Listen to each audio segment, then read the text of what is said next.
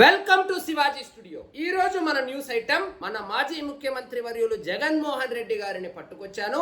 ఆయన నిన్న నందిగాం సురేష్ ని జైల్లో పరామర్శించి ప్రెస్ మీట్ పెట్టి ఏదో 4 చిలక పలుకులు పడికారు. దానికి మన స్టైల్లో కౌంటర్ ఇచ్చే ప్రయత్నం చేద్దాం. మీకు ఈ వీడియో నచ్చినట్లయితే లైక్ చేయండి, షేర్ చేయండి, ఛానల్ మాత్రం సబ్స్క్రైబ్ చేసుకోవడం మర్చిపోవద్దు. ఇక వివరాల్లోకి వెళ్తే, నాకు తెలిసినంత వరకు మనకు తెలిసినటువంటి వ్యక్తులు ఎవరైనా జైల్లో ఉంటే పరామర్శించడానికి వెళ్తే, ఒకవేళ అతనికి బీడీలో సిగరెట్లో తాగే అలవాటు ఉండో, లేకపోతే పాన్ పరాగో ఆన్సో వేసుకునే అలవాటు ఉంటే దొంగతనంగా జోబీలో 2 బీడీ కట్లో 4 ఆన్స్ ప్యాకెట్లో తీసుకెళ్లి సీక్రెట్ గా అతనికి ఇచ్చి ధైర్యం చెప్పి రావడం నాకు తెలిసిన ఆనవాయితీ. ఇదే మా జిల్లాలో బేసిక్ గా జరిగేది. కానీ జగన్మోహన్ రెడ్డి గారి స్టైలే వేరు. అదేమిటంటే, వెళ్తాడు, పరామర్శిస్తాడు, వచ్చి ప్రెస్ మీట్ పెడతాడు, వాళ్ళని బుక్ చేస్తాడు. ఏ విధంగా బుక్ చేస్తాడో మీకు వివరించే ప్రయత్నం చేస్తాం. ఈవీఎంలు పగలగొట్టినటువంటి కేసులో ఒక రెడ్డి గారు నెల్లూరు జైల్లో ఉంటే ఆయన్ని పరామర్శించడానికి వెళ్ళి బయటకు వచ్చి ప్రెస్ మీట్ పెట్టి తెలుగుదేశం వాళ్ళు రిగ్గింగ్ కి పాల్పడ్డారు, అందుకే మా వానికి కోపం వచ్చి ఈవీఎం పగలగొట్టాడని అడ్డంగా బుక్ చేశాడు. ఒకవేళ నువ్వు చెప్పినట్లు తెలుగుదేశం వాళ్ళు కనుక రిగ్గింగ్ కి పాల్పడి ఉంటే మీరు చేయవలసిన పని, ఎలక్షన్ కమిషన్ అని ఒకటి ఉంటుంది జగనన్న, వాళ్లకు ఫిర్యాదు చేయాలి. అలా కాకుండా ఈవీఎం ఏదో మీ ఇంట్లో టీవీ అయినట్లో, రిమోట్ అయినట్లో మీకు కోపం వచ్చినట్లంతా పగలగొడితే అది పెద్ద కేసు అవుతుంది జగనన్న. అది కూడా తెలియకుండా మీకు ఎలా 151 సీట్లు వచ్చిందో, ఎలా మీరు ముఖ్యమంత్రి అయ్యారో మాకు అర్థం కావడం లేదు అంటున్నారు నెటిజన్లు. అదే విధంగా నిన్న నందిగాం సురేష్ విషయంలో వెళ్ళారు, పరామర్శించారు, బయటకు వచ్చారు, ప్రెస్ మీట్ పెట్టారు. ఇక్కడేమంటున్నారు, నన్ను బోసేడికే అన్నారు, అందుకు హర్ట్ అయ్యి వెళ్ళి ఏదో 4 రాళ్ళేసి వచ్చారు అన్నట్టు మాట్లాడారు. నిన్ని బోసేడి కంటేనో, నిన్ని దూషిస్తేనో దానికి చట్టం అని ఒకటి ఉంటుంది జగనన్న. చట్ట ప్రకారమే ప్రవర్తించాలి. కానీ అధికారం మన చేతిలో ఉంది కదా, రోడ్లో రాళ్ళు ఉన్నాయి కదా అని చెప్పి తీసుకెళ్లి ఎవరి పార్టీ ఆఫీసు మీద పడితే వాళ్ళ పార్టీ ఆఫీసు మీద దాడి చేస్తే ఇలాగే కేసు పెట్టి బొక్కలో వేస్తారు జగనన్న. ఈ 2 సంఘటనలు గమనించిన తరువాత వైఎస్ఆర్సీపీ వాళ్ళు రేపు పొద్దున ఎవరైనా అరెస్ట్ అయితే, ఓరి నాయనో నేను అరెస్ట్ అయితే జగనన్న నన్ను పరామర్శించడానికి రాకుంటే బాగున్ను అనే స్థాయికి వైఎస్ఆర్సీపీ నాయకులు వచ్చేశారు అని అంటున్నారు మన నెటిజన్లు. ఇక అసలు విషయానికి వస్తే, ఆ ప్రెస్ మీట్ లో మన జగన్మోహన్ రెడ్డి గారు బోట్ల గురించి ప్రస్తావించారు. ఈ బోట్ల పంచాయతీ ఏమిటంటే, అదేదో 3 బోట్లను తీసుకెళ్లి ప్రకాశం బ్యారేజీని గుద్దేసి విజయవాడలో ఉండే వాళ్ళందరినీ చంపేయాలనేది ప్లాన్ అన్నట్లు తెలుగుదేశం పార్టీ వాళ్ళు వైఎస్ఆర్సీపీ మీద ఆరోపణలు చేస్తున్నారు, వైఎస్ఆర్సీపీ వాళ్ళు తెలుగుదేశం పార్టీ మీద ఆరోపణలు చేస్తున్నారు.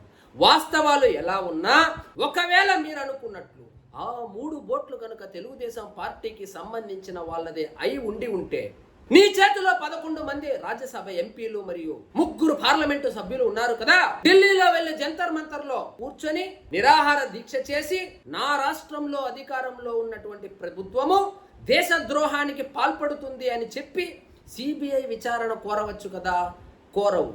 అదే ఒక చిన్న విషయము, లేటు వయసులో విజయసాయిరెడ్డి గారికి కొడుకు పుట్టాడని ఎవడో ఆరోపణ చేస్తే ఆ విషయాన్ని ఢిల్లీ మొత్తం రచ్చ చేసి వాళ్లకు నోటీసులు పంపించి చాలా పెద్ద ఇష్యూనే క్రియేట్ చేశారే. ఇది 2 లక్షల మంది ప్రాణాలకు సంబంధించిన విషయాన్ని ఢిల్లీ వరకు తీసుకెళ్లి ఎందుకు విచారణ కోరకుండా మీకున్నటువంటి మీడియా సంస్థల్లోనో లేదా సోషల్ మీడియా హ్యాండిల్స్ లోనో ప్రచారం చేస్తూ దానికి మాత్రమే ఎందుకు పరిమితమయ్యారు జగనన్న అని నెటిజన్లు ప్రశ్నిస్తున్నారు. అదే ప్రెస్ మీట్ లో ఇంకొక విషయాన్ని ప్రస్తావించారు, రెడ్ బుక్ గురించి ప్రస్తావించారు.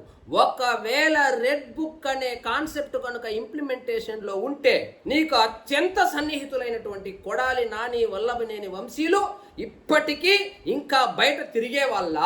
ఆ రెడ్ బుక్ కాన్సెప్ట్ అనేది నిజంగా ఇంప్లిమెంటేషన్ లో ఉంటే ఆంధ్రప్రదేశ్ లో ఉన్నటువంటి జైల్లే సరిపోయేవి కాదు జగనన్న. అన్ని తప్పులు చేశారు మీరు అధికారంలో ఉన్నప్పుడు. కాబట్టి ఆ రెడ్ బుక్ గురించి ఎంత తక్కువ మాట్లాడుకుంటే అంత మంచిది. ఇంకా అది ఇంప్లిమెంటేషన్ లోకి రాలేదు. మీరు కేవలము ఇష్యూని డైవర్ట్ చేయడానికి మాత్రమే ఆ రెడ్ బుక్ పేరు వాడుకుంటున్నారు అంటున్నారు నెటిజన్లు. ఈ రెడ్ బుక్ పేరు వింటేనే మీరు ఎందుకు భయపడుతున్నారో మాకు అర్థం కావడం లేదు. ఒకప్పుడు ఇదే రెడ్ బుక్ ను కామెడీలు చేసింది మర్చిపోయారా జగనన్న? ఒకడొస్తాడు, ప్రెస్ మీట్ పెడతాడు, ఆ బుక్కును మడిచి వెనక భాగంలో పెట్టుకో అంటాడు. ఇంకొక ఆమె వస్తుంది, ప్రెస్ మీట్ పెడుతుంది, ఎర్ర పుస్తకం పెట్టుకున్న ఎర్రి పుష్పం అని కామెంట్ చేస్తుంది. ఇంకొక ఆయన వస్తాడు, ఆ రెడ్ బుక్ లో లోకేష్ ఏదో తినుబండారాల పేర్లు రాసుకుంటున్నాడు అని హేళన చేశారు. అలాంటి రెడ్ బుక్ ను చూసి ఇప్పుడు మీరెందుకు గింజుకుంటున్నారో మాకు అర్థం కావటం లేదని నెటిజన్లు వాపోతున్నారు జగనన్న. ఇక అదే ప్రెస్ మీట్ లో మీరు సూపర్ 6, 7 గురించి కమెడియన్ లాగా ఎక్స్ప్రెషన్స్ ఇస్తూ కామెడీ చేసి మరీ చూపించారు. ఈ ప్రదర్శన ఏదో అసెంబ్లీలోకి వెళ్ళి చేస్తే ఏదైనా ప్రయోజనం ఉంటుందే కానీ ఇలాంటి ప్రెస్ మీట్లలో చేస్తే సూపర్ 6, సూపర్ 7 అని అది కామెడీ అవుతుంది. ఏదో ఇన్స్టాగ్రామ్లో రీల్స్ వేసుకోవడానికో యూట్యూబ్లో షార్ట్స్ చేసుకోవడానికి తప్ప ఇంకెందుకు పనికిరాదు జగనన్న. మీకు నిజంగా చిత్తశుద్ధి ఉండి ఉంటే, ప్రజల పక్షాన పోరాడాలి, ప్రజల తరపున నిలబడాలనే చిత్తశుద్ధి మీకు ఉండి ఉంటే అసెంబ్లీలోకి వెళ్ళండి, కూటమి ప్రభుత్వాన్ని ప్రశ్నించండి.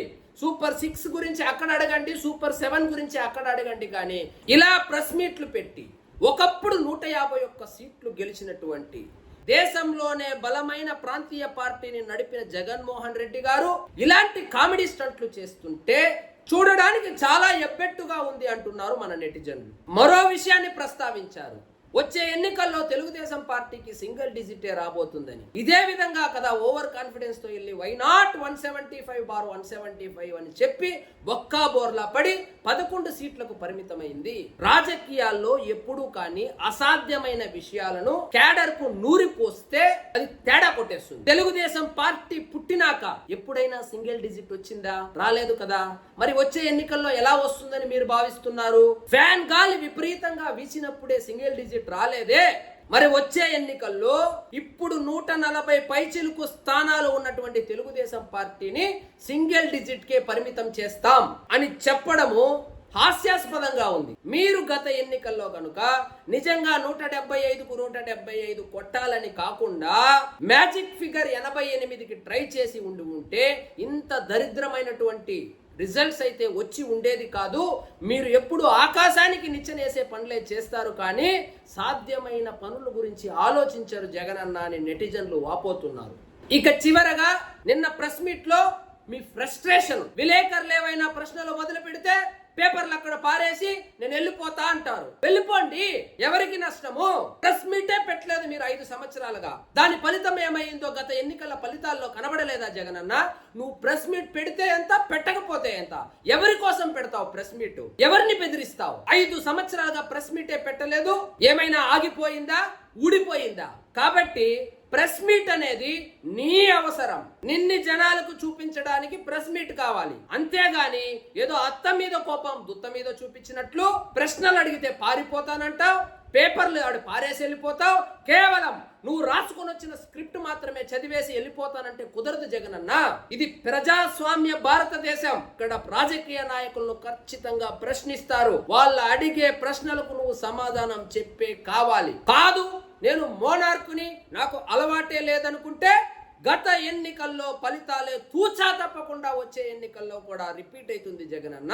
ప్రెస్ మీట్ పెట్టేటప్పుడు నువ్వు రాసుకొని వచ్చే స్క్రిప్టే కాదు, విలేకరులు ఏమి ప్రశ్నలు సంధించవచ్చు దానికి సమాధానాలు కూడా ప్రిపేర్ అయి వచ్చిన రోజు మీరు నవ్వుల పాలు కాకుండా ఉంటారు. లేదంటే ఎప్పటిలాగే మీరు ప్రెస్ మీట్ పెట్టిన ప్రతిసారి మీమ్స్ పేజీలకో ట్రోలర్స్ కో టార్గెట్ అయి నవ్వుల పాలు అవడం తప్ప ఇంకేమీ జరగదు జగనన్న.